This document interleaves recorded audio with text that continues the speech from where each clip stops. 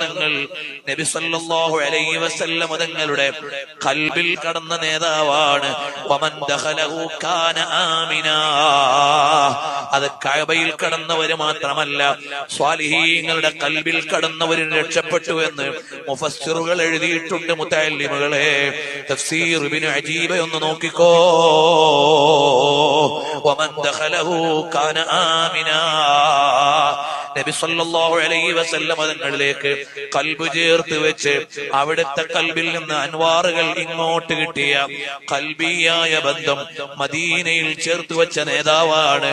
അതുകൊണ്ടാണ് അഹ്മദ് റിളാ ഖാൻ തങ്ങൾ എഴുതിയത് തറുദുൽ അഫായിൽ തങ്ങൾ മദീനയിൽ വന്നു. മദീനയിൽ വന്നിട്ട് ചൊല്ലി ഫീ ഹാലത്തിൽ ബുഅദിറു ഹൈകും തുർസിലുഹാ തുഖബ്ബിലുൽ അർള അന്നി വഹിയ നായിബതി فهذه نوبة الأشباه قد حضرت فامدد يمينك كي تحظى بها شفتي. ഈ വരികൾ ആദ്യം ചൊല്ലിയിട്ട് മുത്തുനബി തങ്ങൾ സ്വീകരിച്ചതാരെയാണ്? ഔസുല്ലാദ് തങ്ങളെയാണ്. പിന്നെ അതേ വരികൾ റിഫായി തങ്ങൾ ചൊല്ലുകയായിരുന്നു എന്ന് അതാ ഇമാം അഹ്മദ് റിളാ ഖാൻ തങ്ങൾ എഴുതുന്നുണ്ട്.